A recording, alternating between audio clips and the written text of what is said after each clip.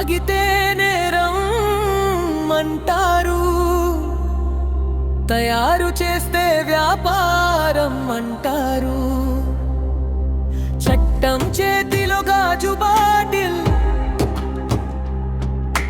న్యాయం చేతిలో ఖాళీ గ్లాస్. తాగితే నేరం, తయారు చేస్తే వ్యాపారం. చట్టాలకి రెండు ముఖాలు, ఇదే నా రాజ్యాంగం. తాగిస్తే నజరానా, తాగస్తే జరిమానా. పాలకుల నకరాలు, ప్రజలేమో బకరాలు. లైసెన్స్ల మీద లాభాల లెక్కలు, జనాల కన్నీళ్ళే ఖజాన చెక్కులు.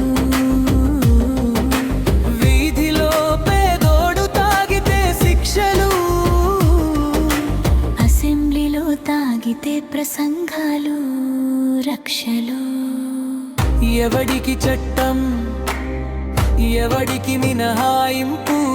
అధికారం అంటేనే నా నేరానికి ఆహ్వానం. మద్యం మత్తులో మునిగిన పాలన, జనజీవితం మాత్రం శ్మశానం.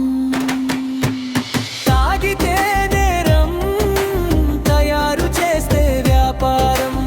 ఇదే నా నీతి, ఇదే నా రాజ్యం. తాగిస్తే నజరానా, తాగస్తే జరిమానా. ప్రజల రక్తమేనా ప్రభుత్వాదాయం.